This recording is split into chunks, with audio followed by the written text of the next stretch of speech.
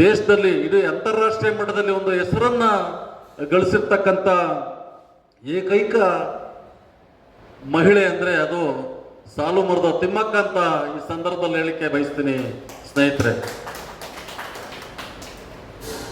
ನೋಡಿ, ಗಿಡಗಳನ್ನ ಮತ್ತು ಏನು ಸಸಿಗಳನ್ನ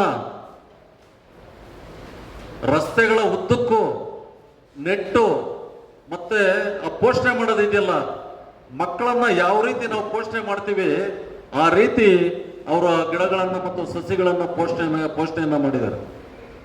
ಅವರಾಗಿರ್ಬೋದು, ಅವರ ಹಸ್ಬೆಂಡ್ ಆಗಿರ್ಬೋದು, ಅವರೆಲ್ಲರೂ ಸಹ ಕಾಳಜಿ, ಸಾಮಾಜಿಕ ಕಳಕಳಿಯನ್ನ ಇಟ್ಕೊಂಡು ಏನು ಸುಮಾರು ಕಿಲೋಮೀಟರ್ಗಳಿಂದ ಬಿಂದಿಗೆಗಳಲ್ಲಿ ಕೊಡಗಳಲ್ಲಿ ನೀರುಗಳನ್ನು ಹೊತ್ಕೊಂಡು ಆ ಗಿಡಗಳಿಗೆ ನೀರು ಉಣಿಸಿ, ಆಮೇಲೆ ಅದನ್ನ ಏನು ಭದ್ರತೆ ರಕ್ಷಣೆ ಕೊಡೋದಿದೆಯಲ್ಲ, ಮುಳ್ತಂತಿ ಅಥವಾ ಒಂದು ಬೇಲಿಯನ್ನ ನಿರ್ಮಾಣ ಮಾಡೋದ್ರೊಂದಿಗೆ ಅತ್ಯಂತ ಬಹಳ ಪ್ರೀತಿಯಿಂದ ಮಕ್ಕಳನ್ನ ಯಾವ ರೀತಿ ಬೆಳೆಸ್ತೀವಿ ನಾವು ಆ ರೀತಿ ಗಿಡ ಮರಗಳನ್ನ ಈ ರಾಜ್ಯದಲ್ಲಿ ಸಾಲು ಮರದ ತಿಮ್ಮಕ್ಕರವರು ಮಾಡಿದ್ದಾರೆ. ಅಂದರೆ ಇದು ಅತ್ಯಂತ ಶ್ಲಾಘನೀಯ ಅಂತ ನಾನು ಈ ಸಂದರ್ಭದಲ್ಲಿ ಹೇಳಿಕೆ ಬಯಸ್ತೇನೆ. ಆದರೆ ರಾಜ್ಯದಲ್ಲಿ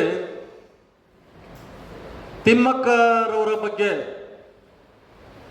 ಕೆಲವರು ಅವರ ವಿಚಾರಧಾರೆಗಳನ್ನು ತಿಳ್ಕೊಂಡಿದ್ದಾರೆ ಏನೋ ಗೊತ್ತಿಲ್ಲ, ಬಟ್ ಯಾರು ಇದುವರೆಗೂ ಸೋಲೆತ್ತಿಲ್ಲ ರಾಜ್ಯದಲ್ಲಿ.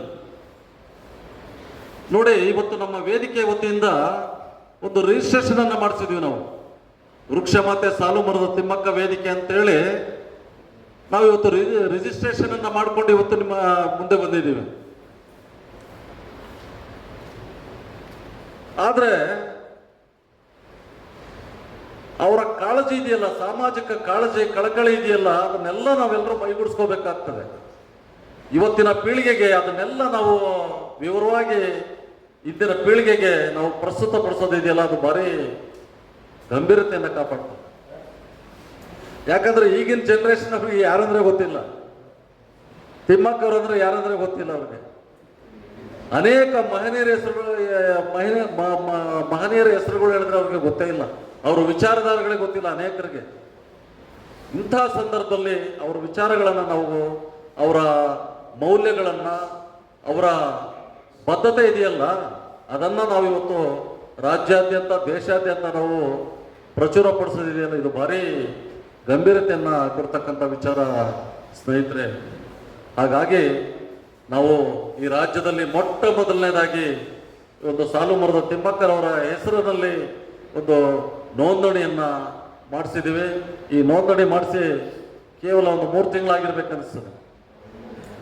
ಈ 3 ತಿಂಗಳ ಅವಧಿಯ ಒಳಗಾಗಿ ನಾವು ಏನೇನೋ ಕೆಲಸಗಳನ್ನ ಮಾಡಿದೀವಿ ಅಂತ ತಮ್ಮ ಮುಂದೆ ನಾವು ಹೇಳಲಿಕ್ಕೆ ಬಯಸ್ತೀನಿ. ಅದನ್ನು ಮೊಟ್ಟ ಮೊದಲನೇದಾಗಿ ನಮ್ಮ ಯಲಹಂಕ ಉಪನಗರದಲ್ಲಿ ಸುಮಾರು ರಸ್ತೆಗಳ ಉದ್ದಕ್ಕೂ ಸಾಲು ಮರಗಳ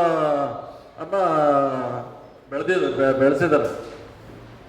ಆ ಒಂದು ಕಾನ್ಸೆಪ್ಟ್ ಇಟ್ಕೊಂಡು ನಾವು ಯಾಕೆ ಈ ರಸ್ತೆಗೆ ಮತ್ತು ಈ ಸರ್ಕಲ್, ಈ ವೃತ್ತಕ್ಕೆ ಸಾಲು ಮರದ ತಿಮ್ಮಕ್ಕ ಅವರ ಹೆಸರು ಯಾಕೆ ನಾವು ನಾಮಕರಣ ಮಾಡಿಸಬಾರ್ದು ಸರ್ಕಾರದ ವತಿಯಿಂದ ಅಂತಂತೇಳಿ ನಾವು ಸರ್ಕಾರ ಜೊತೆಗೆ ಒಂದು ಮನವಿಗಳನ್ನ ಕೊಡ್ತಾ ಒಂದು ಹೋರಾಟಗಳನ್ನ ಮಾಡಿಕೊಂಡು ಇವತ್ತು ಇನ್ನೇನು ಕೆಲವೇ ದಿನಗಳಲ್ಲಿ ಅದು ಅಧಿಕೃತವಾಗಿ ಘೋಷಣೆ ಆಗ್ತದೆ.